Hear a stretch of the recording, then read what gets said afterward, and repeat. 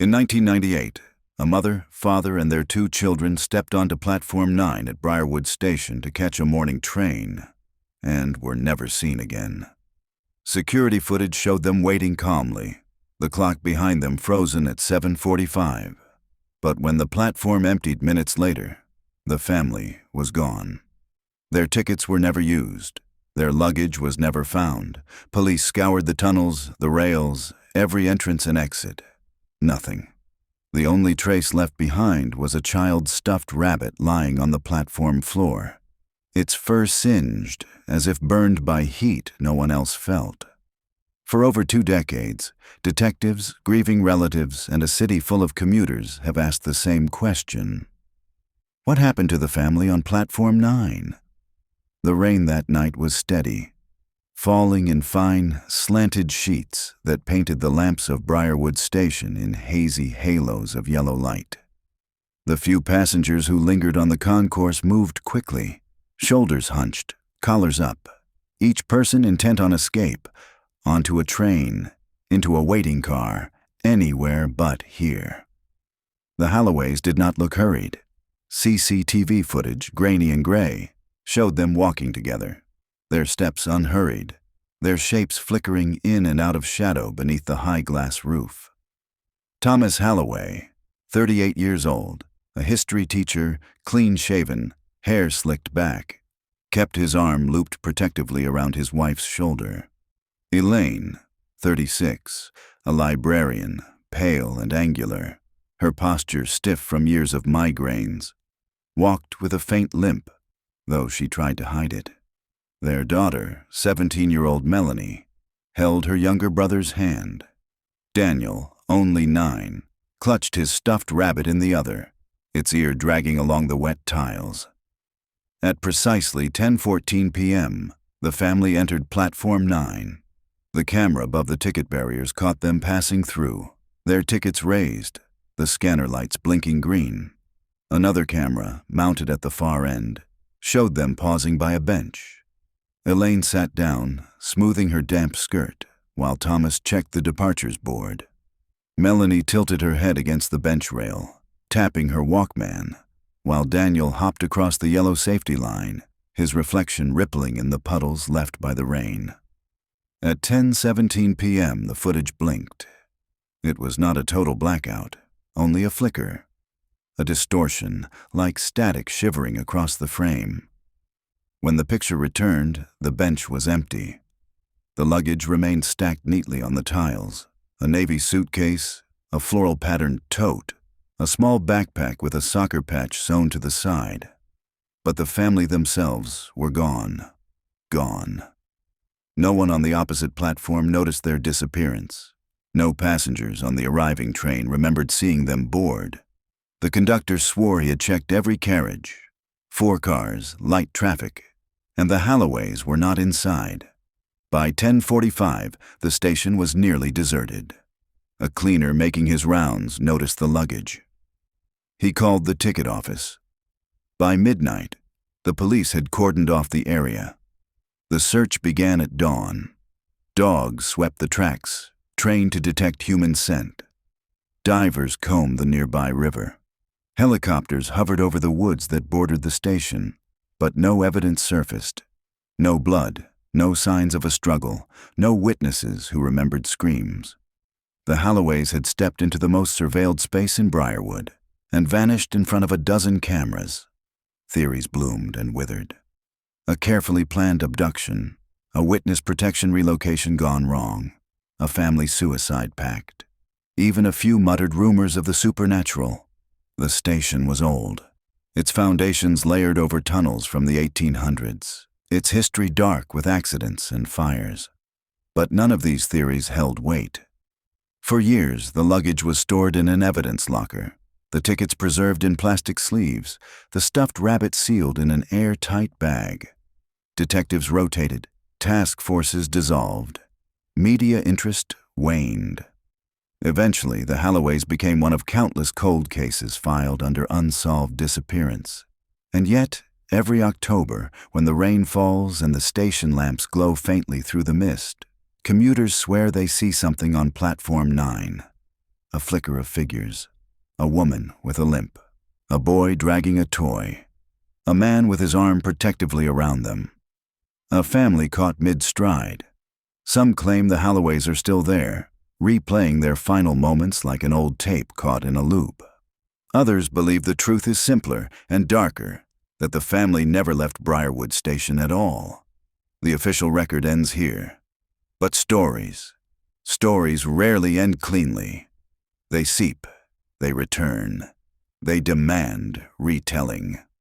And tonight, we return to Platform 9. Detective Samuel Greer hated the smell of train stations.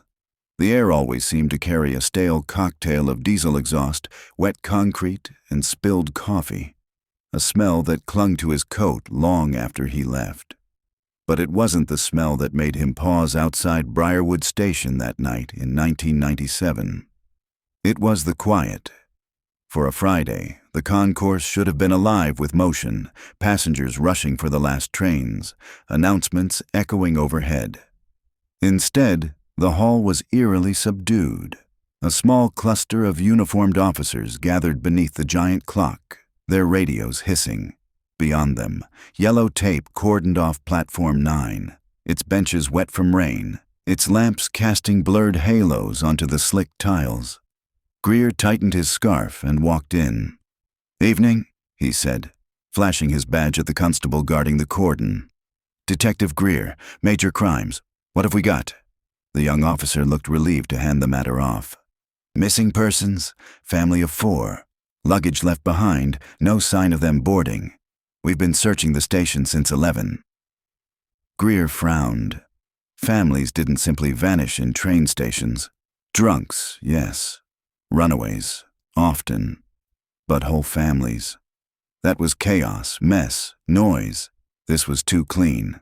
He ducked under the tape and stepped onto Platform 9. The first thing he saw was the luggage. A navy suitcase, upright against the bench. A floral tote bag, its zipper half open. And a small red backpack decorated with a stitched soccer patch. Rain had spotted the fabric, but otherwise everything looked undisturbed, waiting for its owners to return. He crouched, unzipped the tote. Inside were paperbacks, neatly stacked. One was a library book, stamped with a due date of October 20th. He picked up the backpack next. Light. He opened it. Inside was a half-empty juice box, 2 crayons, and a stuffed rabbit with matted fur and a missing eye. Greer felt the weight of it settle in his chest. This was a child's world, ordinary and fragile. And now the child who owned it was gone. He straightened, eyes sweeping the platform. The rain had tapered to a mist, dripping from the edges of the roof onto the yellow safety line. Beyond, the tracks gleamed silver under the lamps. Nothing looked disturbed. A uniformed sergeant approached. "Detective, CCTV footage is ready for review." Greer nodded, grateful for something concrete. He followed the sergeant through a side door and down a narrow corridor lined with peeling posters. In the security office, a bank of monitors flickered. An operator rewound a tape, the images jerking backward through time until the screen showed a family entering the platform. "There," the operator said, freezing the frame. "The Halloways." Greer leaned closer. A man, late 30s, arm draped around a woman's shoulders. A teenage girl with headphones dangling from her neck. A boy hopping at the edge of the yellow line, dragging a stuffed rabbit. The details were blurred, but their body language was unmistakably familiar. Family. Together. "Run it," Greer said. The footage rolled forward. The family sat, waited. The boy darted across the line. The girl tapped her Walkman. The man checked the departure board. Then, static. For 2 seconds, the picture scrambled, lines of interference running down the screen. When it cleared, the bench was empty. Only the luggage remained. "Jesus," Greer muttered. "Any chance the camera dropped frames?" The operator shook his head. "No mechanical failure. Power never dipped. The tape is intact. They were just there 1 second, gone the next." Greer rewound. Watched it again. The glitch. The empty bench. Again. Again. Each time, the same. Other angles? The operator switched to another camera, mounted near the ticket barriers. The family passed through at 10:14. Another camera, above the far platform. The family walked into frame, paused, and then, nothing. "Do we have anyone who saw them board?" Greer asked. The sergeant answered. "Conductor of the 1020 swears they weren't on board. Says he checked every carriage Greer exhaled, rubbing the bridge of his nose." It didn't make sense. A family couldn't just disappear under bright lamps and multiple cameras. Someone had to have seen something. "Get me a list of everyone who boarded or left the station between 10 and 11. Names, addresses, everything. I want interviews tonight." The sergeant nodded and left. Greer remained in the cramped office, staring at the frozen image of the empty platform. He had worked homicides, abductions, suicides. He had seen mess, blood, chaos. But this was absence. A hole cut in reality where 4 people should be. By dawn, the search had spread. Dogs were brought in, their noses pressed to the luggage, tails stiff as they traced the family's scent down the platform. And then, nothing. The trail ended at the bench, as if the family had vanished into thin air. Divers combed the river that ran behind the station. Nothing. Officers swept the wooded embankments. Nothing. By midday, reporters had arrived, their microphones thrust at officers, their questions sharp. Was this a kidnapping? Was there a suspect? How could a family vanish from a public platform? Greer gave them nothing. He didn't have answers. At noon, he sat across from the station master, a pale man in a rumpled uniform. "You saw nothing unusual?" Greer pressed. "Nothing," the station master said, wringing his hands. "They passed through like everyone else. Normal family. No arguments. No strangers hanging around." The man shook his head. "Any history on this platform? Accidents, incidents?" The station master hesitated. "It's old. Built in the 1880s. There've been accidents. A fire in 1912, a collapse in the 30s. But nothing recent." Greer jotted notes. Old stations carried histories like scars. Sometimes the public forgot, but buildings remembered. He wasn't superstitious, but he knew places held weight. That night, exhausted, Greer returned to the tape. He watched the footage again, frame by frame. The glitch. The absence. On the third pass, he noticed something. A shadow, faint, barely there, at the edge of the frame just before the distortion. It looked like a figure, standing too close to the family. Not clear enough to identify, but enough to suggest presence. He froze the frame, leaning close. There. A blur of black, the outline of a head, shoulders, watching. Greer felt the hairs rise on the back of his neck. The Halloways hadn't vanished. Someone had been with them, someone the cameras barely caught. And if that was true, then this was no accident of fate. This was a crime. And whoever had taken the Halloways had planned it perfectly. By the third day, the Halloway disappearance was national news. Television vans clustered outside Briarwood Station, their satellite dishes angled skyward like metal sunflowers. Headlines screamed across breakfast tables. "Family vanishes from Platform 9. CCTV mystery baffles police." Talk shows speculated on cults, kidnappers, even alien abductions. Detective Greer hated the noise of the press. He kept his head down, his coat collar high, pushing through the crowd of cameras on his way inside the station. Behind the yellow tape, the platform was unchanged, luggage still sealed in evidence bags, tiles still damp with October rain. But something about the space felt heavier now, as if the weight of the nation's eyes had pressed its secrets deeper underground. Greer's notebook bulged with interviews. Witnesses, passengers, staff. Most had noticed nothing. A few recalled glimpses. The boy skipping along the line, the girl tugging her headphones. Harmless, ordinary fragments. But one statement had stood out. A cleaner named Harold Briggs claimed he saw a tall man in a long coat lingering near the family just before they vanished. No face, no details, just an impression of presence. It matched the blur Greer had seen on the tape. The first interview that morning was with the conductor of the 10:20 train, a wiry man in his 40s with nicotine-stained fingers.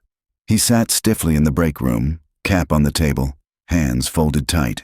"I checked every carriage," he insisted for the third time. "We weren't busy." "I had time. No family of 4 on that train. You're certain?" Greer pressed. "Certain." The man's voice cracked with frustration. "Do you know how many times I've been asked that?" They weren't there. Greer studied him. Exhaustion ringed the man's eyes.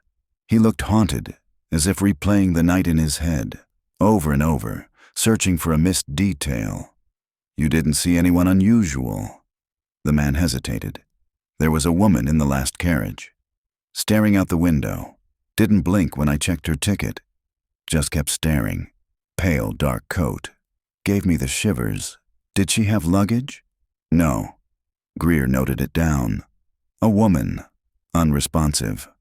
It could mean nothing, or everything. By mid-afternoon, Greer was in a terraced street on the south side of Briarwood, sitting opposite Martha Jenkins, Elaine Halloway's sister. Martha looked older than her 41 years, her face drawn, her hands restless in her lap. A framed photograph of Elaine sat on the mantelpiece, her sister's smile caught in softer years. "She wouldn't just leave," Martha said firmly. "Not Elaine. Not with the children. She wasn't like that." "You spoke recently?" Greer asked. "Every week. She called me on Tuesday. We talked about Daniel's birthday. He wanted a microscope like his father's. She was going to surprise him." Her voice broke. Greer leaned forward. "Did she mention anyone unusual in her life? Strangers, arguments, debts?" Martha shook her head. "They were quiet people. Work, school, books. Tom was a history teacher, for heaven's sake. The most dangerous thing in his life was chalk dust." Greer glanced at the photograph again. Elaine with her neat bob of hair, serious but kind eyes. A librarian, a mother. Not a woman who simply walked away from her life. Martha caught his look. "Find them," she whispered. "Please, don't let them be just another file in a drawer." The following morning, a tip arrived by phone. An elderly man claimed he had seen the Halloways in the days before they vanished, arguing with someone in the station cafe. Greer drove out to meet him at a retirement home on the edge of town. The man, Arthur Mills, had a face lined like folded paper and eyes sharp despite his years. "They were sitting by the window," Arthur said. "I noticed because the boy kept dropping crumbs, feeding the pigeons outside." The father was tense, kept glancing over his shoulder. At who? Arthur thought. A tall man, dark coat, just standing by the counter. Didn't order anything, just watched them. Greer's pen froze. Again, the tall man, always at the edges. "Could you describe him?" "Not really." He had one of those faces, forgettable. But the way he stood, it was wrong. Like he was waiting for something, or someone Greer left with his pulse racing. 2 witnesses, independent of each other, describing the same figure. A man who lingered near the family, but never close enough to be caught clearly on camera. Someone who knew how to disappear. Back at the station, Greer pulled the CCTV tapes again. He stared at the static glitch until his eyes blurred. He slowed the frames, brightened the image, sharpened the edges. The blur resolved into something almost human. A tall shape, coat swinging, face lost in shadow. For a moment, just a single frame. It looked as if the figure was leaning close to Elaine, whispering. Then static swallowed the image whole. Greer sat back, unsettled. If this was abduction, it was surgical. No screams, no trace, no forced entry or exit. Just removal. But why take an entire family? And how? By the end of the week, the case had consumed him. He barely slept, his nights filled with half-dreams of empty platforms and blurred faces. He imagined the Halloway's last moments, waiting, unaware, the boy skipping across the yellow line, the girl lost in her music, the mother's limp, the father's protective arm. What had they seen in those final seconds? Who had they trusted? Greer found himself returning to Platform 9 at odd hours, standing by the bench where the luggage had been. He would close his eyes and listen. The hum of lamps, the drip of rain, the echo of distant footsteps. And sometimes, in the silence between trains, he thought he heard voices, faint, distorted. A boy's laugh, a woman calling a name. Each time he opened his eyes, the platform was empty.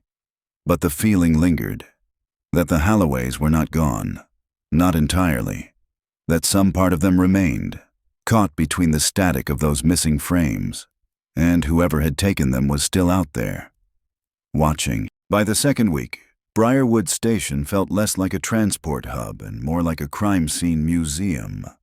The yellow tape was still up, cordoning off Platform 9, though trains continued to come and go. Commuters slowed as they passed, eyes drawn to the empty bench, whispering superstitions. The press had mostly moved on, chasing fresher tragedies, but locals lingered. Some left flowers, some lit candles, others simply stood, as if waiting for the family to return. Detective Greer walked the platform again, his shoes echoing against the tiles. He had memorized every angle of the CCTV footage, every statement, every conflicting rumor. But there was one lead he hadn't chased properly. The station itself. The building was old. Too old. And every time Greer stood beneath the iron beams and glass roof, he felt it, the sense of history pressing down like damp air. That morning, he requested the original blueprints. By afternoon, he was seated in the dusty records room of Briarwood's municipal archives, the sharp scent of mold and paper filling his lungs. The clerk, a thin man with nicotine-stained fingers, unrolled the maps across the table. "There," the clerk said, pointing with a trembling nail. Platform 9 wasn't part of the original station. Added in 1910, after the fire destroyed half the concourse. Greer traced the ink lines. The platform's foundation was built directly over an older structure, maintenance tunnels, service rooms, even a disused coal chute from the days of steam engines. "Are any of these accessible?" Greer asked. The clerk hesitated. "Some were sealed decades ago, but..." He tapped a small rectangle marked sub-level access. "There's still a hatch at the far end of Platform 9. Locked now. Hardly anyone remembers it's there." Greer felt his pulse quicken. The cameras had shown no one leaving the platform, but if there had been another exit, one buried in the bones of the station, then the impossible might suddenly make sense. That evening, armed with a flashlight and a crowbar, Greer returned. The platform was quiet, the last commuters gone, the lamps humming. He walked to the far end, where shadows pooled thick against the brick wall, and there it was. A rusted hatch, half hidden beneath layers of grime. A padlock sealed it, but the metal was corroded. Greer wedged the crowbar in and heaved. The lock snapped with a sharp crack. The hatch groaned open, releasing a breath of stale air that smelled of coal dust and damp stone. He crouched, shining the beam into the darkness. Narrow steps descended into shadow. Greer hesitated. Procedure dictated he call backup, but instinct, the same instinct that had carried him through 2 decades of investigations, told him he needed to see this himself. He descended. The steps led into a tunnel of brick and soot. Pipes lined the walls, dripping condensation. His flashlight beam caught graffiti scrawled across the damp bricks. Names, dates, crude symbols. Some were fresh. The tunnel split into 2 branches. To the left, a collapse blocked the way. To the right, the passage stretched deeper. vanishing into black. Greer moved forward slowly, his breath echoing. The air was cold, metallic, as if it had been trapped for a century. 50 yards in, he found a door, wooden, warped, its paint peeling. He pushed. The hinges shrieked, and the smell that hit him made his stomach turn. Mildew, rot, and something sharper beneath it. Inside was a small chamber. Dust lay thick on the floor, but the center was disturbed. Someone had been here recently. Greer's beam landed on the far wall. Drawings, dozens of them, sketched in charcoal. Figures standing on a platform. A boy with a toy rabbit. A girl with headphones. A man with his arm around a woman. Over and over, the same 4 figures, drawn until the wall was black with their repetition. Greer's throat went dry. On the floor beneath the drawing sat a small object. He crouched, hand trembling as he lifted it. A cassette tape. Label worn, letters faint. He could just make out the words, Melanie H., the daughter. Greer pocketed the tape, his mind racing. Someone had been here. Someone who knew the family, who had watched them, studied them, and maybe, just maybe, recorded them. The next morning, Greer carried the tape into the evidence lab. The technician, a young woman with steady hands, slid it into a deck. The tape hissed, then crackled. At first, only static. Then, a voice, faint. A girl's voice. "Dad, can we go now? It's late." Greer's stomach dropped. More static. Then another voice, sharper. A man's, not Thomas Halloway. "Shh, just wait. The train is coming. You'll see the girl again, frightened. I don't want to—" The tape cut. The room was silent. Greer gripped the table, knuckles white. The family hadn't vanished by accident. They had been led. Someone had lured them beneath the station, and someone had kept their voices. That night, sleep refused him. Greer sat in his apartment, cigarette burning low, the tape replaying in his head. The man's voice, calm, coaxing, certain, haunted him. He pulled out the CCTV still again, the shadow leaning close to Elaine. Was that the same voice? Was that the whisper caught in static? Greer rubbed his eyes. He had been chasing ghosts for days, but now he had something tangible. A tape, a chamber, drawings. And whoever had left them deliberately, as if wanting to be found. At dawn, he returned to the tunnels with a team. The chamber was documented, photographed, sealed. The drawings were scraped and bagged, the cassette catalogued. But the question remained, where did the other passageways lead? Hours later, maps spread across the precinct table. Greer traced the branching tunnels. Some led nowhere, some ended at sealed grates. But one line, faint and nearly erased, caught his attention. A service tunnel that ran parallel to the main tracks and ended beneath Platform 9. The tunnels beneath Briarwood Station were older than the city wanted to remember. Detective Greer stood at the mouth of the newly rediscovered passage, helmet lamp slicing through the dust. His team of officers shifted behind him, their boots scraping against damp stone. The air was heavy, tasting of rust and mildew, as though it had been trapped for a century and only now released. "Stay tight," Greer ordered. His voice echoed, swallowed quickly by the dark. They moved in single file, flashlights catching the glint of old rails embedded in the floor, long since abandoned. The walls were marked with soot and streaks of white lime, scars of forgotten fires. The deeper they went, the colder it grew. 10 minutes in, one of the officers cursed softly. Greer swung his light toward him. There, in the dust along the tunnel wall, was a small handprint, too small for an adult. The smudges were old, blurred, but the shape was undeniable. Greer crouched, running a gloved finger over it. His stomach tightened. A child had been down here. He straightened. "Keep moving." The passage sloped downward. Rats skittered in the shadows. Pipes creaked overhead, dripping cold water that spattered onto their shoulders. The silence was oppressive, broken only by the steady crunch of boots. Finally, the tunnel widened into a chamber. Greer lifted his light. The room was circular, brick walls stained black. A rusted iron ladder led up to a sealed grate. In the center lay a scattering of objects, carefully arranged on the dirt floor. The team froze. There was a woman's shoe, scuffed leather, the sole worn thin.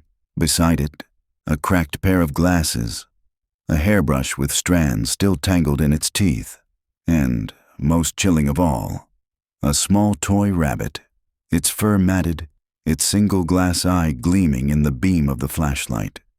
Greer's chest constricted. The same rabbit he'd seen in the CCTV footage dangling from Daniel's hand. He knelt, reaching for it. His gloves brushed damp fur. He remembered the juice box and crayons found in the backpack on the platform. Now the rabbit was here, in a place no child should ever have been. "Bag everything," he said hoarsely. The officers moved silently, their gloves trembling as they sealed each artifact. The chamber felt wrong, like a stage set left to rot, objects positioned deliberately for someone to find. Greer shone his light upward. The grate above was rusted shut, but the iron bore scratches, as though someone had once tried to claw their way out. Back at the precinct, the items were laid out under fluorescent light. The evidence board groaned with photographs, maps, witness statements. Now, in the center, sat the rabbit. Greer stared at it until the room blurred. He could hear Daniel's laugh from the footage, could see the boy hopping across the yellow line. The rabbit had been there, and now it was here, pulled from the dark like an accusation. He turned to the forensics officer. "I want trace analysis. Fibers, DNA, everything. I don't care if it takes all week." The officer nodded, already swabbing. Greer left the room, the walls of the station closing in. The press smelled blood. By morning, headlines screamed, "Evidence found in station tunnels. Halloway case, breakthrough or dead end." Reporters camped outside the precinct, microphones raised like weapons. Greer was forced into a briefing. Cameras clicked as he stepped to the podium. Exhaustion etched into his features. "We have recovered personal belongings believed to be connected to the Halloway family," he announced. "These items are undergoing forensic analysis. We are pursuing all leads." The questions erupted. Were the Halloways alive? Who placed the items there? Was the station hiding something? Greer gave no answers. He had none. That night, alone in his office, he studied the photographs again. The handprint, the artifacts, the scratches on the grate. A pattern was forming, though he couldn't yet see it clearly. Whoever had taken the family had led them into the tunnels. But why leave the belongings? Why arrange them like offerings? Greer thought of the drawings on the wall, the endless sketches of the family. This wasn't just abduction. It was obsession. He leaned back, cigarette smoke curling around his head. Somewhere beneath the noise of the investigation, beneath the static of the tapes and the chatter of witnesses, a story was trying to emerge, and he feared it was darker than anything he had imagined. 3 days later, the lab results arrived. The glasses bore Elaine Halloway's prescription. The shoe matched a pair photographed in family albums. The hairbrush carried strands of her hair. And the rabbit carried something else. Fibers not from the tunnels.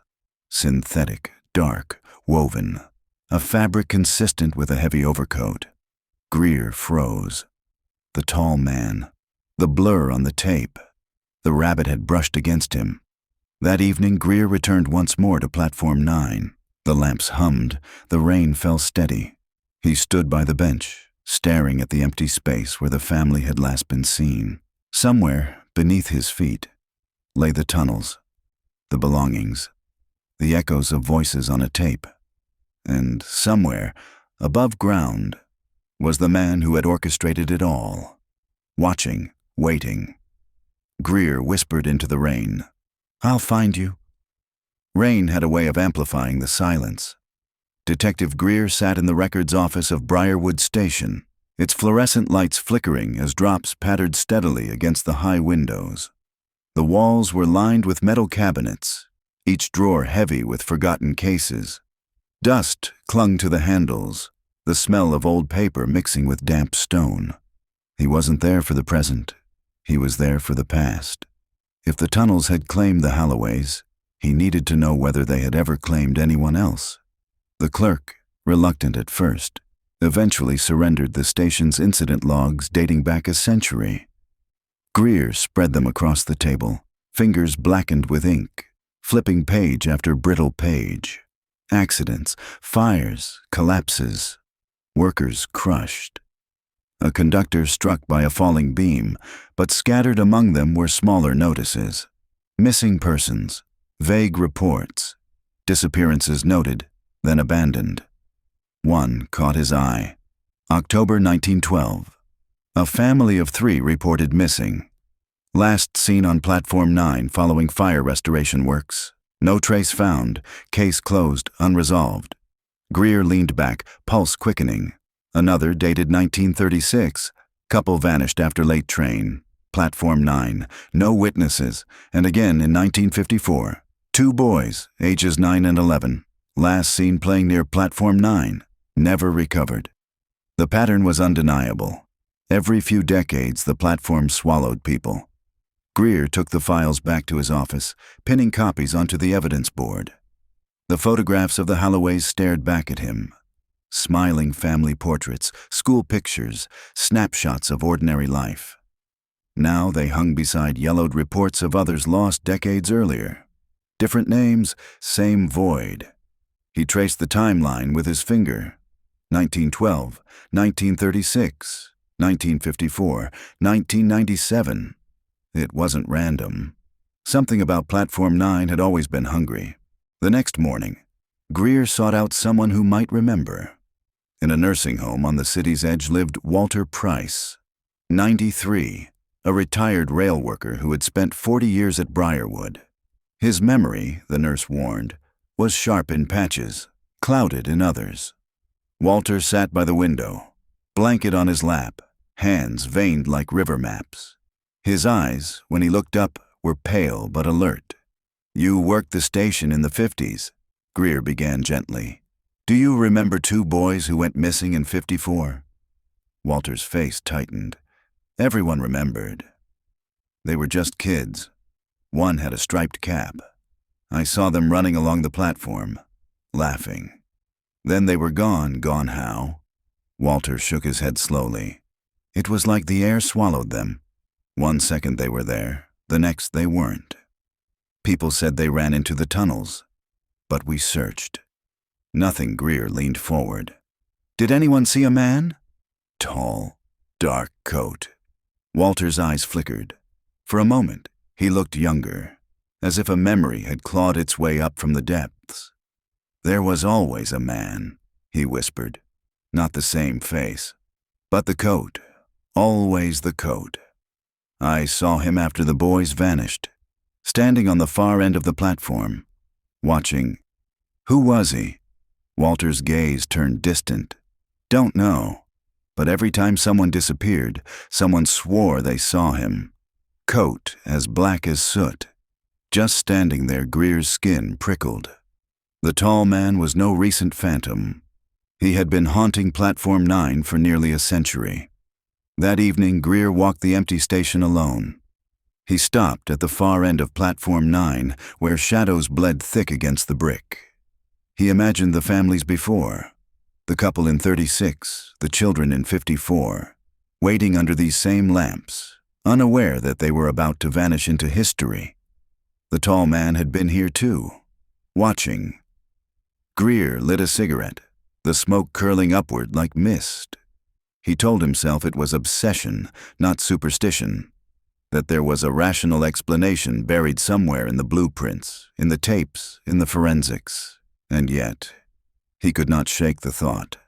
What if the platform itself was complicit? What if the station was not just a backdrop, but a trap? designed or cursed to draw people in and erase them. The thought chilled him, but he wrote it in his notebook all the same.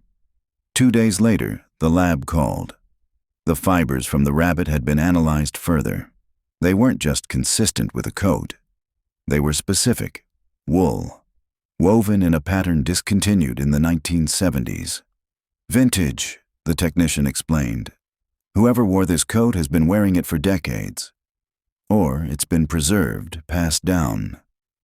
Greer stared at the report. The tall man wasn't just a shadow in testimony.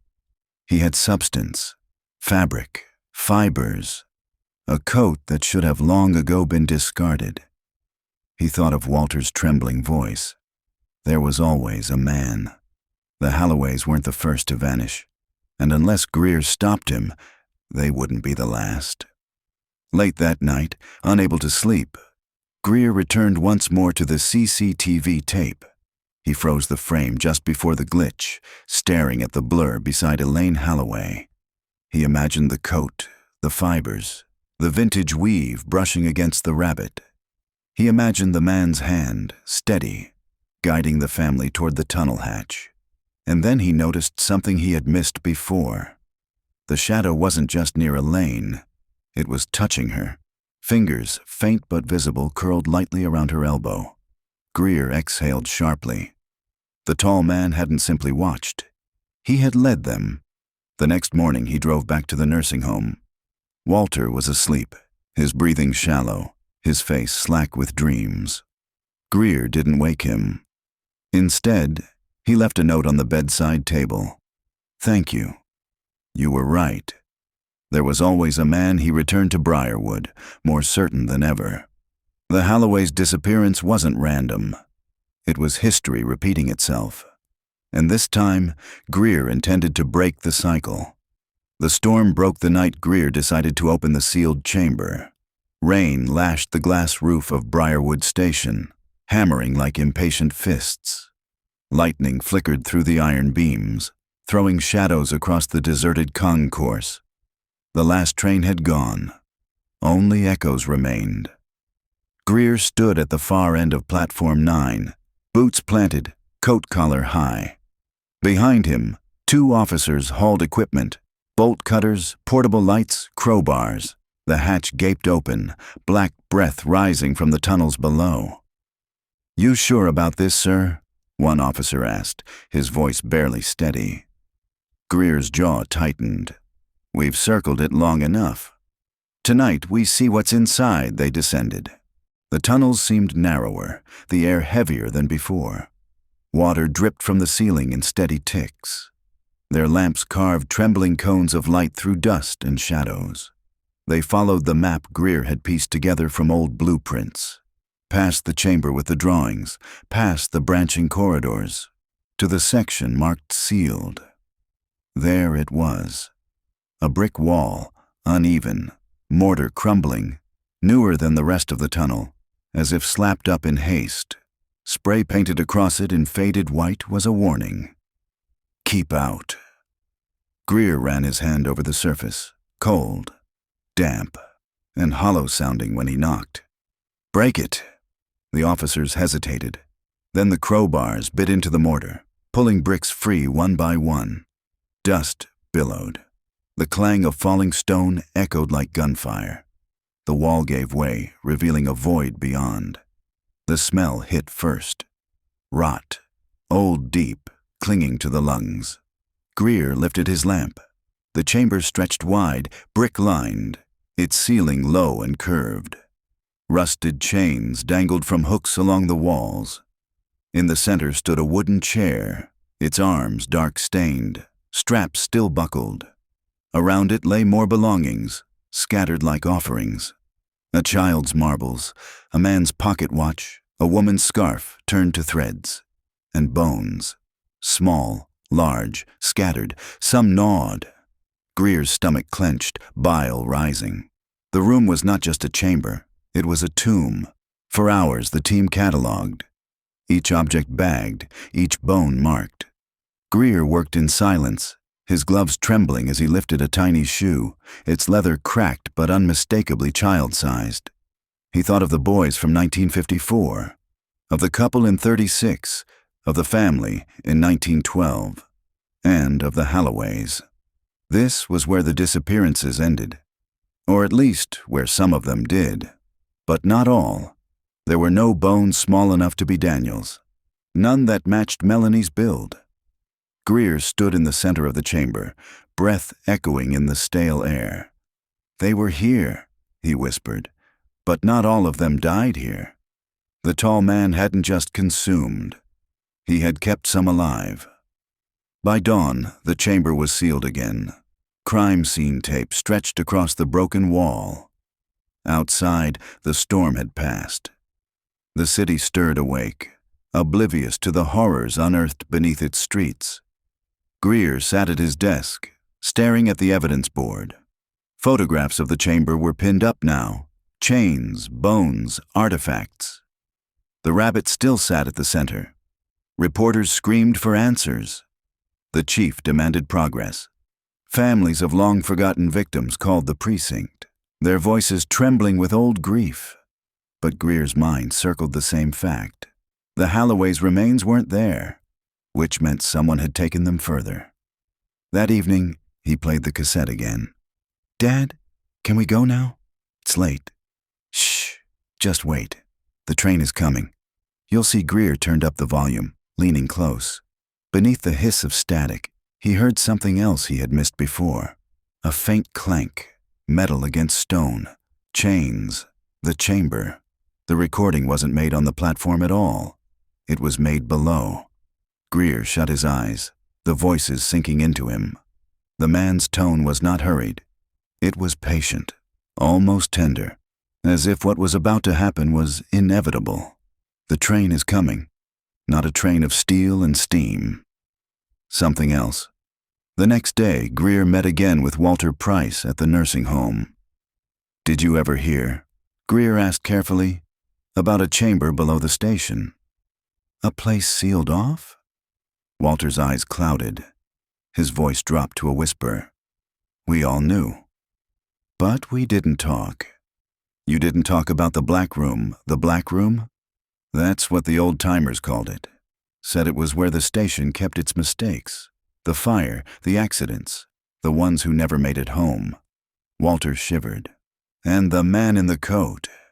They said he had a key, always a key." Greer felt the hairs on his neck rise. The tall man had not only haunted the platform, he had ruled beneath it. That night, Greer returned to the tunnels alone. He stood at the broken wall, lamp casting long shadows across the chains. He tried to picture the man, tall, faceless, coat brushing the floor, holding a key, leading families into the dark with promises of trains that never came. Greer whispered into the silence, voice steady. "Where did you take them?" No answer came. Only the drip of water, the scuttle of unseen rats. But in the corner of his vision, he thought he saw movement, a shadow leaning just beyond the reach of his lamp. When he swung the beam, the space was empty.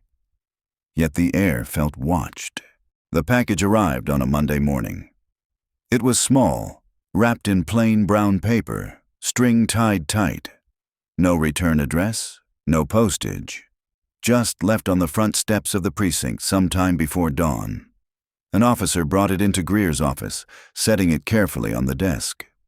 "This was outside, sir." Nobody saw who dropped it. Greer stared at it for a long moment, a knot tightening in his stomach. The package felt like an answer, though not the kind he wanted.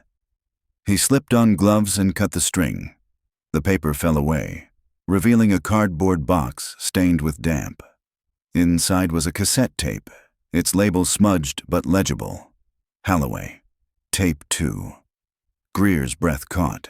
He called the lab immediately. Within the hour, he and the technician sat in the soundproof room. The deck clicked, the tape began to spin. Static filled the speakers, then a voice. Elaine's voice. "Please, just let us go. The children are tired. We'll do whatever you want, just..." A man's voice cut her off, calm, almost gentle. "Shh.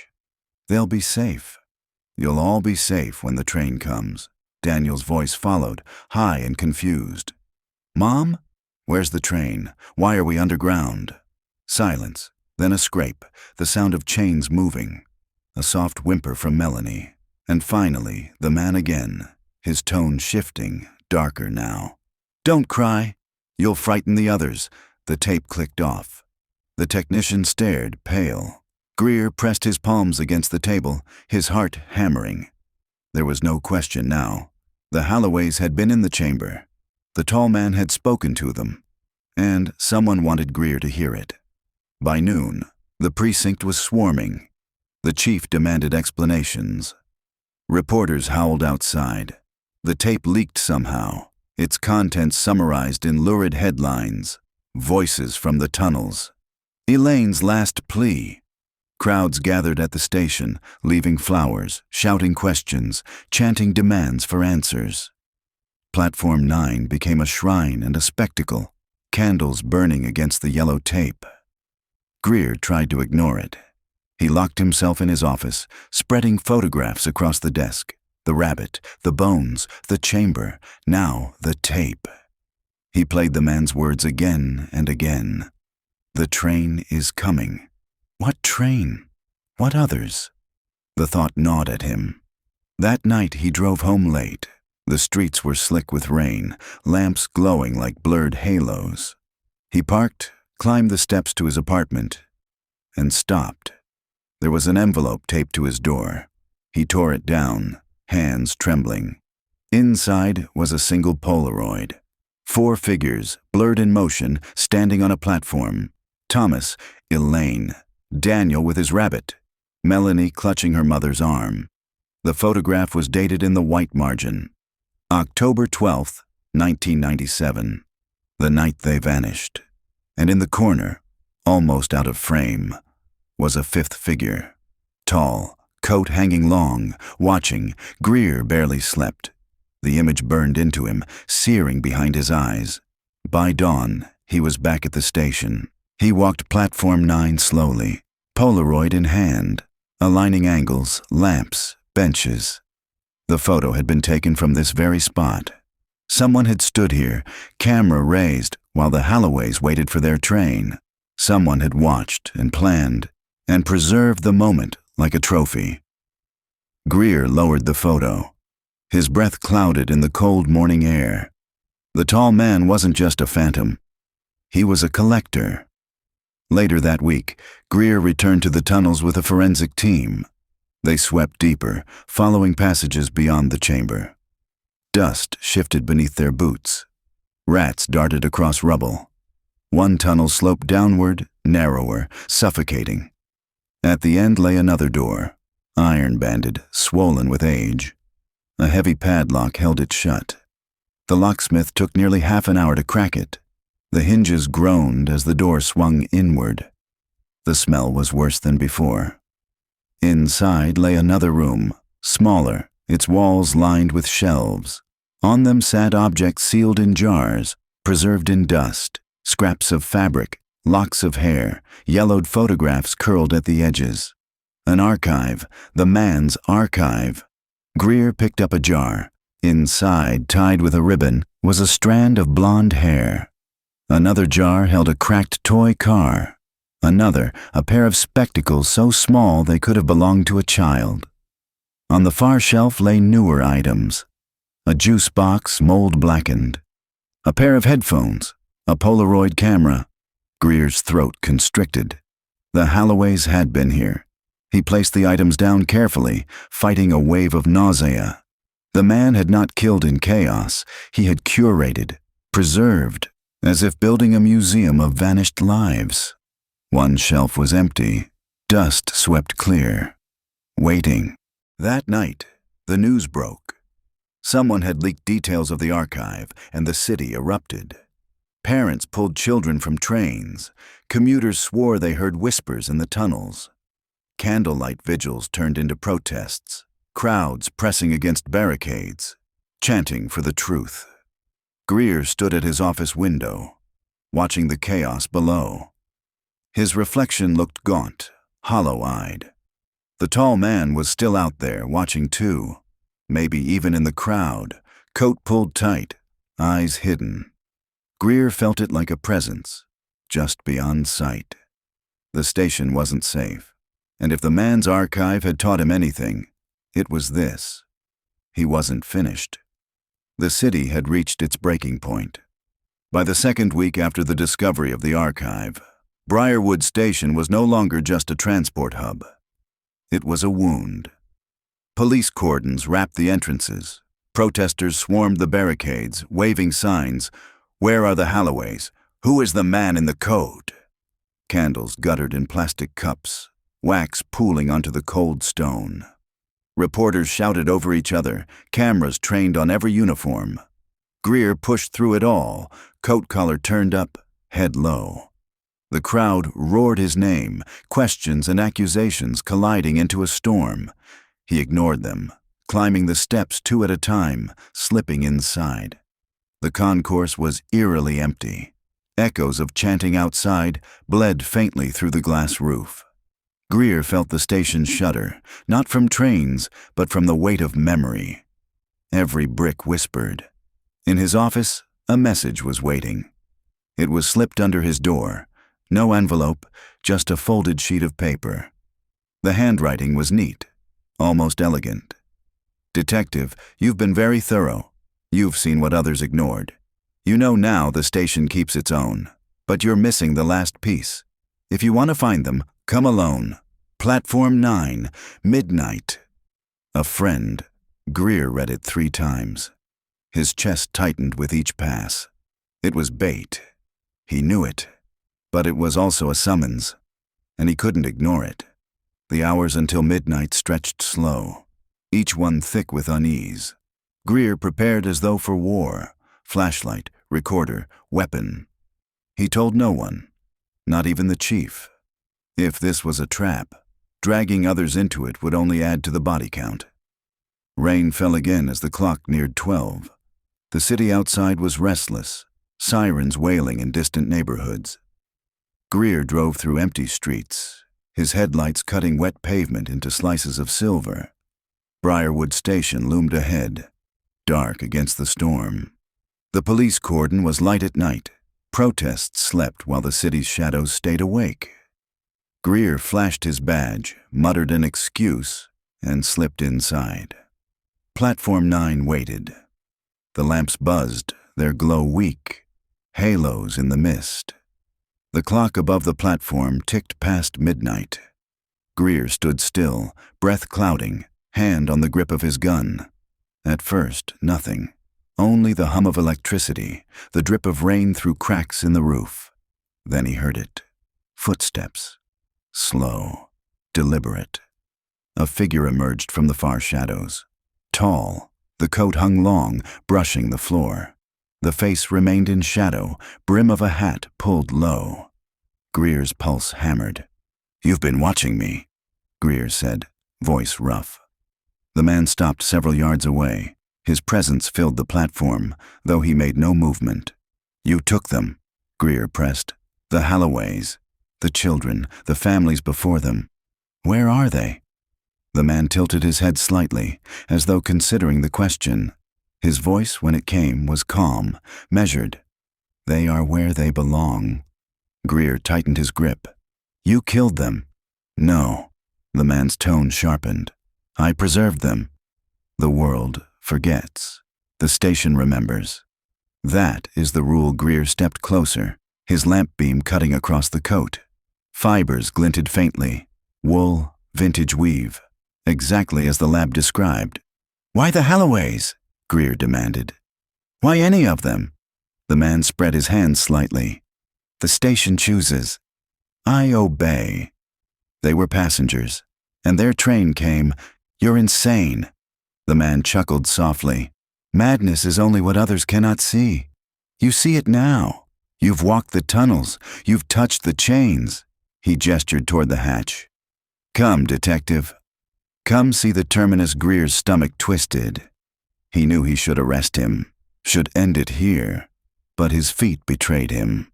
The man's voice was not just sound. It pulled like gravity. One step forward, then another. They descended into the tunnels together, the lamps above fading to nothing. The man carried no light, yet moved with certainty, as if the dark itself guided him. The path wound deeper, past the chamber, past the archive, into corridors Greer had never seen. The air grew colder, fouler. Water dripped in steady rhythm. Finally, they stopped at a door of iron bars, rust-eaten, chained shut. The man produced a key from his pocket, ancient brass. He turned it slowly, the click echoing. The door creaked open. Beyond lay blackness so thick it seemed alive. "Here," the man said softly. "This is where the journeys end." Greer raised his flashlight. The beam fell on rows of benches, like those of a train carriage, bolted into the stone floor. Figures sat upon them, motionless, dozens of them, skeletons dressed in rags. Some leaned forward, skulls tilted. Others slumped sideways, arms locked around faded belongings. A child's skeleton still clutched a cracked toy car. A woman's bony hand rested on a withered purse. It was a carriage of the dead. Greer staggered back, bile burning his throat. "My God!" The man's voice floated through the chamber. "Not God!" "The station. It keeps them all. The train never leaves. It only arrives." Greer swung his light wildly, searching for movement. Somewhere among the corpses, a sound echoed. A faint whimper. Not all were bones. At the far end, in the shadows, something shifted, breathing, alive. Greer's heart surged. "Halloways!" he shouted. The man raised a finger to his lips. "Shh! You'll frighten the others." Greer lunged forward, but the tall man stepped into his path, coat sweeping wide. "You can't take them," he said calmly. "They've boarded. They belong here now." Greer drew his gun, hands shaking. "Move." The man smiled faintly, eyes glinting in the dark. "If you remove one, the station will take another. That is balance." Greer's finger tightened on the trigger, but before he could fire, the chamber itself seemed to tremble. A low rumble echoed through the walls, like wheels on distant tracks. The corpses rattled on their benches. Dust fell from the ceiling. And from the shadows at the far end, a child's voice rose, thin and terrified. "Mom?" Greer's blood froze. Daniel. He shoved past the man, racing toward the sound. His flashlight beam cut across rows of bones, landing finally on a figure huddled against the wall. Small, alive. Daniel's eyes squinted in the sudden light, cheeks hollow, hair matted. He whimpered, raising a hand against the glare. "Daniel!" Greer shouted. He dropped to his knees, reaching for the boy. "It's okay. I've got you." The tall man's voice thundered from behind. "Take him, and the station will take another. Remember the rule." Greer ignored him, pulling Daniel close. The boy's thin arms clung to his neck, trembling. The rumble grew louder, the chamber shaking. Somewhere in the dark, a sound like a whistle blew. Low, mournful, echoing through stone. The man's silhouette loomed, coat spread like wings. "The train is here," he whispered, "and it is never late." Greer ran. Daniel's thin arms clung desperately to his neck, the boy's breath hot and ragged against his collar. Behind them, the rumble deepened. An impossible vibration, like wheels grinding against stone. The chamber shook. Bones clattered against benches. Dust fell in choking clouds. The tall man's voice carried above the din. "You cannot take what belongs here." Greer didn't answer. His lamp swung wildly, carving fractured slices of light across skeletal passengers frozen in their eternal ride. He stumbled toward the iron gate. The way out. The only way. His free hand grasped the bars. Cold metal. Slick with rust. He shoved Daniel through first, the boy's whimper slicing through the roar. Then Greer squeezed through, shoulders scraping. The padlock still dangled open from when the man had turned the key. Greer slammed the gate shut. The tall man stood inside, just beyond reach. His coat swayed though there was no wind. His face remained shadowed. "Balance will be kept," he intoned. "If not the boy, then another." Greer's flashlight caught the glint of his eyes. Inhumanly calm. Patient. Then the rumble ceased. The chamber fell silent, save for Daniel's quiet sobs. Greer backed away, dragging the boy into the tunnel. He heard no pursuit. When he looked back, the man was still there, motionless behind the bars. Watching, the climb upward was a blur. Tunnels twisted, water dripped, rats scattered in their path. Daniel stumbled, weak from hunger and fear. Greer half carried him, whispering assurances he didn't believe. "You're safe now. I've got you. We're almost out." The boy clutched the rabbit to his chest, its ear torn, fur matted. But it was still there, a piece of his life before the darkness. Finally, the hatch appeared. The ladder up. A square of faint light. Greer boosted Daniel first, urging him to climb. Small hands clung to the rungs, pulling, trembling. Greer followed, his own muscles screaming. They emerged onto platform 9. The station was empty. The lamps buzzed faintly, casting long shadows. For a moment, it felt like surfacing from the bottom of a black sea.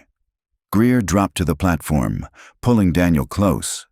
He inhaled the cool air greedily, the taste of dust still sharp in his mouth. But something was wrong. The station was too still. No echo of the city outside, no hum of distant trains. Only silence. Daniel whispered, "Where's Mom?" Greer's chest tightened. He had no answer. They left the platform, walking through the concourse. The ticket booths were deserted. The electric boards blank. Not even the security lights glowed. Briarwood Station was dead. Greer's pulse spiked. He pulled Daniel closer, scanning the shadows. "It's okay. Just stay with me." His own voice sounded thin, swallowed by the emptiness. They pushed through the main doors. Outside, the city was gone. Where streets should have been, there was only fog. Dense, endless, swallowing the horizon. Shapes shifted faintly within it, like carriages moving on invisible rails. A whistle blew somewhere deep within the mist, mournful and low. Daniel clung tighter, trembling. "Where are we?" Greer's throat went dry. We're still in the station. Just a trick." It has to be. But the truth pressed harder. They had left the chamber, but not escaped the station's grasp.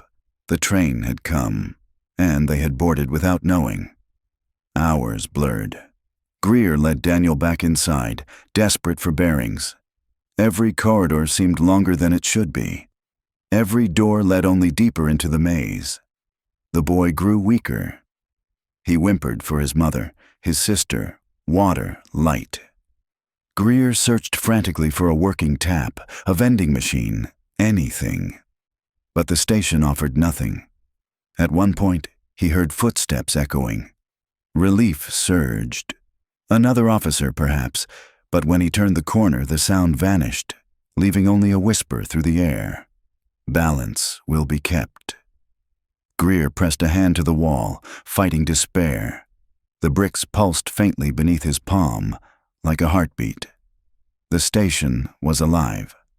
Sometime later, minutes, hours, he couldn't tell. Greer spotted a figure ahead, a woman standing beneath a lamp, her back to them. She held the hand of a child. "Elaine?" Greer whispered. He hurried forward, Daniel stumbling beside him. The woman turned. Her face was pale, hollow, eyes sunken. But it was Elaine Halloway, and the child clutching her hand. Melanie. Alive.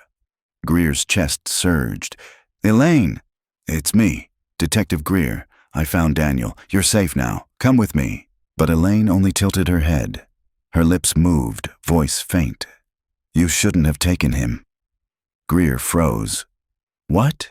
Her eyes flicked to Daniel. He boarded. You took him off the train. That means someone else must ride. Her hand tightened on Melanie's. The girl's eyes were empty, doll-like, as if something had hollowed her out. Elaine stepped back into shadow. The station always takes its due. And then they were gone. Vanished. Daniel whimpered, burying his face in Greer's coat. I want to go home. Greer held him close, heart-breaking. I know, son. I know. But home felt like a word from another lifetime. The fog pressed against the windows. The lamps flickered overhead. Somewhere deep in the tunnels, a whistle blew again, closer this time. The train was circling back. Greer knew then. The Halloways were not lost individually. They were bound together like carriages in a chain. To save one was to risk the others. And the tall man would not stop until balance was restored. Greer did not sleep. The station would not allow it. Hours bled into hours. He sat on a bench, Daniel curled against him, the boy's small frame rising and falling with shallow breaths. Greer's eyelids burned, but every time he drifted, the rumble came. The phantom vibration of a train on hidden tracks, the whistle low and mournful. It was a warning. Close your eyes, and you'll wake to find him gone. So Greer kept watch. The lamps buzzed overhead, flickering like failing stars. Shadows pooled in the corners of the concourse, stretching and retracting with the rhythm of the unseen rails. And always, he felt eyes. By dawn, if dawn existed here, a note appeared on the floor at his feet. No footsteps had approached. No hand had delivered it. But there it lay, folded, the paper yellowing at the edges. Greer picked it up, hands shaking. Detective, you took a passenger off the train. That upsets the balance. The station does not forgive imbalance. Return what you took, or offer another in his place. Conductor Greer crushed the note in his fist, rage boiling. I'm not bargaining with you, he whispered. Daniel stirred, eyes half-lidded. What's wrong? Nothing, son. Go back to sleep. But Greer knew nothing was further from the truth. He wandered the station's endless halls, searching for any exit, any break in the fog. Each doorway opened only into more corridors, stairwells that circled back, escalators that climbed into nothing. Daniel grew weaker. His lips cracked, voice faint. I'm thirsty. Greer carried him, jaw clenched. He found a fountain at last, water dribbling weakly from its corroded spout. He cupped it, let Daniel drink. The boy's gratitude nearly broke him. But even as Daniel swallowed, Greer's mind spun around the words of the note. Return him, or offer another. It was a choice dressed as mercy, and he knew the station expected him to make it. Later, in the far hall of the concourse, he saw them again. Elaine, Melanie, standing in the glow of a lamp, faces pale, eyes hollow. Elaine's voice carried across the silence. You shouldn't have taken him, Detective. The train had come. You've delayed it. That makes the others suffer. Greer stepped forward, fists trembling. They're your children. Don't you want them free? Elaine tilted her head. Free? None of us are free. We boarded. We belong. Melanie's small voice followed, flat, mechanical. Someone else has to ride. The words echoed like iron striking stone, and then they dissolved, fading like mist. That night, if night existed here, Greer sat with Daniel again on the bench. He stared into the darkness, fighting thoughts he had sworn never to entertain. The station's bargain was clear. He could return the boy, deliver him back into the chamber of bones, or he could sacrifice someone else. But who? Himself? Would the station accept that? Or would it demand a living soul unbound by choice? The tall man's voice came from the shadows, calm, patient. You already know the answer. Greer spun, gun raised. The man stood at the far end of the platform, coat swaying, hat brim low. "You can take me," Greer snarled. The man shook his head slowly.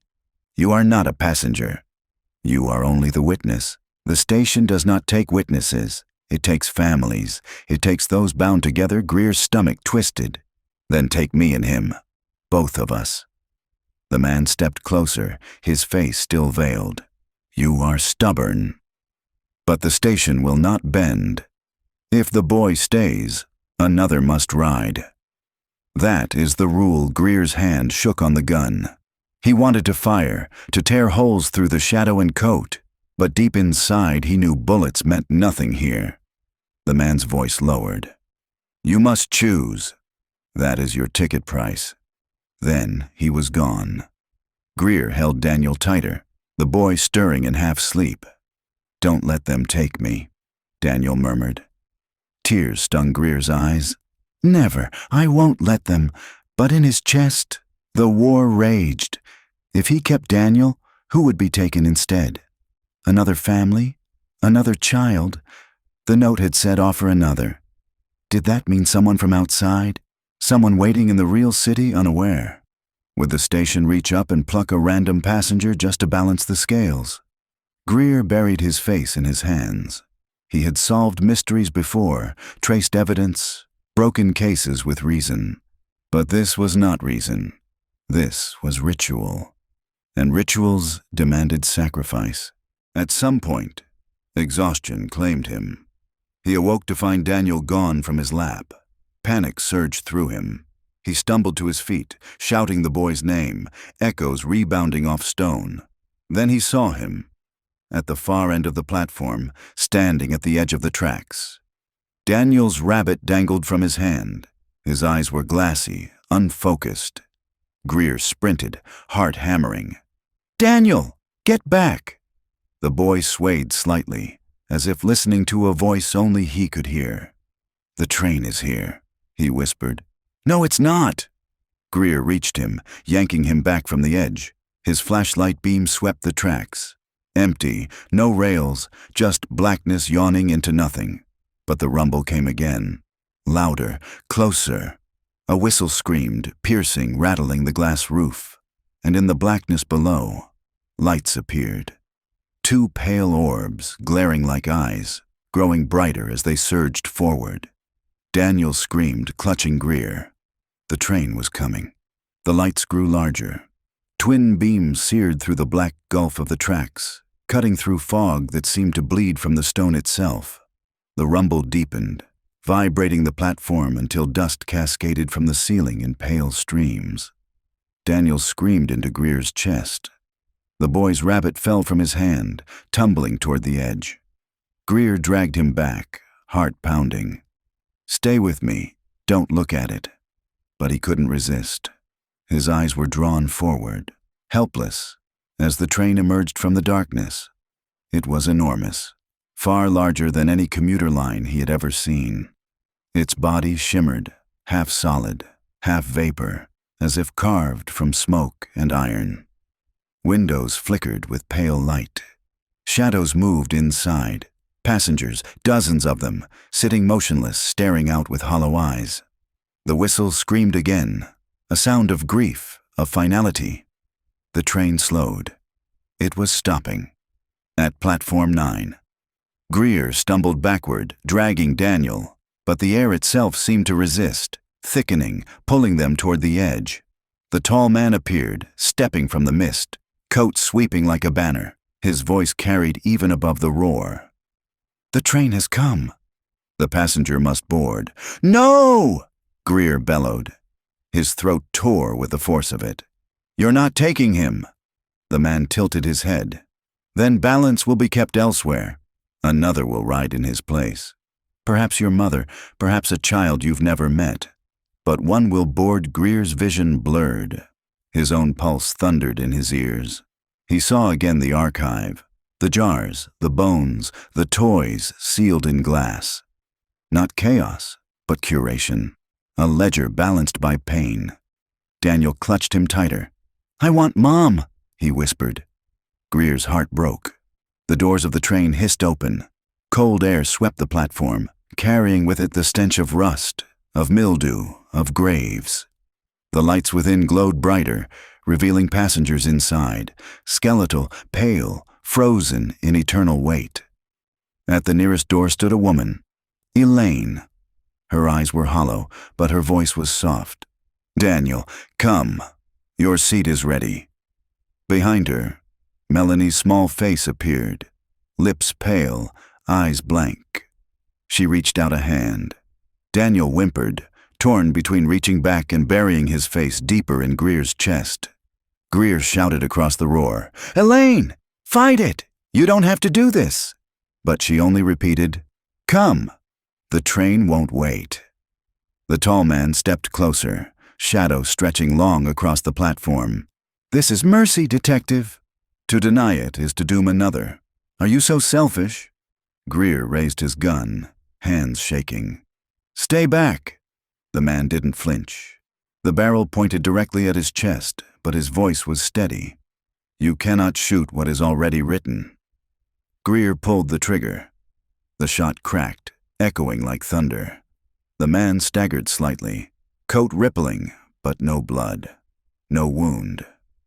He straightened, eyes glinting beneath the brim. Futile. The gun fell from Greer's trembling hands. The platform vibrated harder, pulling like a tide. Daniel was wrenched from his grip, sliding toward the open doors. Greer lunged, catching his arm.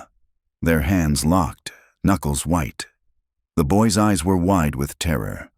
"Don't let me go!" "I won't!" Greer roared. His muscles screamed as the pull strengthened, dragging them inch by inch toward the edge. Passengers inside the train leaned forward now, faces pressed to glass, eyes glimmering like dying embers. They watched hungrily. Elaine's voice floated across, calm, inevitable. "Balance, detective." Balance. Greer's vision blurred with tears. His grip slipped. No. In that moment, another figure appeared on the platform. Micah Carraway, the older man who had whispered rebellion, who had dialed for help. His chest was still bandaged, movements weak, but his eyes blazed with defiance. "Take me," Micah shouted. His voice cracked but carried. "Leave the boy. Take me instead." The tall man turned slowly, considering. Greer's heart leapt. "He's offering himself. Take him." The man's head tilted. "He is no longer bound. His family is gone. The station has no claim." Micah's face twisted.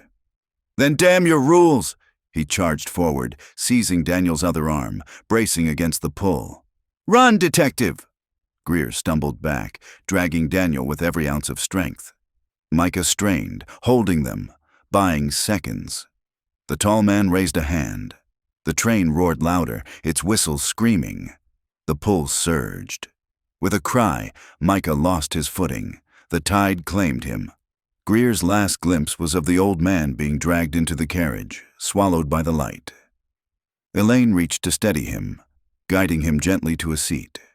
His eyes locked on Greer's for one final moment, full of grief and yet relief. Then the doors hissed shut. The whistle blew. The train pulled away, vanishing into the black gulf. Silence fell. The platform stilled. The air lightened. Daniel collapsed into Greer's arms, sobbing. "He saved me." Greer held him close, chest heaving. His own tears streamed hot, cutting through grime. Micah was gone, but Daniel was still here. The lamps flickered once, twice, then steadied. For the first time since entering this nightmare, Greer felt the station breathe out, balance restored. For now. Greer staggered through the concourse. Daniel clutched tight. He no longer knew where the corridors led, whether doors would open onto streets or fog. But he walked anyway, one step at a time. And as he did, the tall man's voice followed, echoing softly through the vast emptiness. "This is not the end, detective. The station always takes its due. The train will come again." Greer didn't answer. He kept walking. Greer kept walking. His steps echoed through the hollow concourse. each one uneven beneath Daniel's weight. The boy clung to him, face buried against his shoulder, too exhausted for tears. The silence pressed in, broken only by the distant hum of electricity. The lamps overhead glowed steady, no longer flickering. The air had shifted. It felt thinner, easier to breathe. But the tall man's words lingered. "The train will come again." Greer swallowed hard and pushed forward. They passed through the ticket hall. The booths stood empty, glass smeared with dust. The departure boards blinked weakly, as if struggling to wake. And then, with a sudden click, letters appeared. 7:45. Departure. City Line. Greer froze. The boards continued to update, flickering, filling with schedules. Trains listed by time, by platform. It was as if the station itself had stirred back to life. Daniel lifted his head, voice weak. "Does that mean we can go home?" Greer kissed the boy's hair, though his lips trembled. "We'll try." He guided Daniel toward the main doors. His heart hammered as he pushed against the glass. This time, they opened. Outside, dawn light spilled across Briarwood Square. Not fog, not blackness. Streets stretched out, wet with rain, taxis moving, pigeons scattering as the doors swung wide. Greer nearly collapsed from relief. They were back. Real. The city had returned. Daniel gasped, clutching him tighter, eyes wide at the sight of cars and people. "We're out!" Greer held him, knees weak. He could hear distant sirens, the roar of morning traffic. He wanted to weep with gratitude. But when he looked back through the glass, Platform 9 stood empty, silent, and the departure board still ticked on, letters shifting, as if the station were not finished. Hours blurred.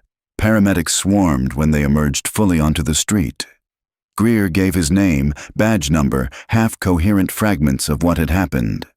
Daniel was whisked into an ambulance, IVs fitted, questions asked gently by social workers. Reporters shouted, flashes burned. Greer kept his arm around the boy, shielding him. He said nothing about the train, nothing about the tall man. Only, "The Halloway boy has been found." Behind him, the station loomed. To every other eye, it was just stone and glass, busy with commuters. But Greer saw more. He saw the shadows still lingering in the windows. He heard the echo of a whistle no one else seemed to notice. Balance restored. For now, later, at the hospital, Greer sat outside Daniel's room. The boy slept at last, rabbit tucked under his chin, monitors beeping softly. Doctors said he would live. Weak, malnourished, but alive. Greer pressed his hands over his face. Micah's last expression burned in his mind, sacrifice and defiance, swallowed by the train. He had balanced the scales.